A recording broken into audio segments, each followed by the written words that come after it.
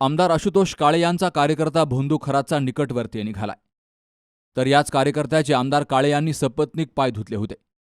आमदार काळे यांचा निकटवर्तीय असलेला प्रभाकर गुंजाळ याचे कॅप्टन अशोक खरातसोबत घनिष्ठ संबंध असल्याच्या चर्चेनं तालुक्यामध्ये उलटसुलट तर्कवितर्कांना उधाण आलंय. आमदार काळे यांनी या प्रभाकर गुंजाळ याचे सपत्नीक पाय धुतले होते.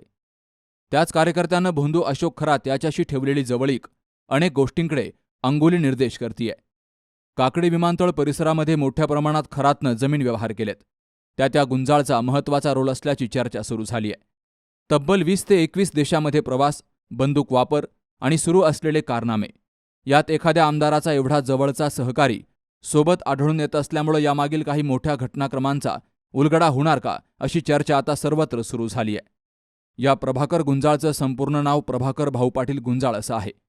तो आमदार आशुतोष काळे यांचा कट्टर समर्थक आहे.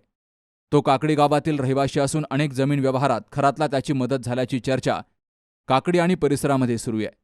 या दृष्टीनं तपासाची चक्र फिरल्यास काही धागेदोरे मिळण्याची शक्यता नाकारता येत नाही असाही सूर सर्वत्र उमटतोय.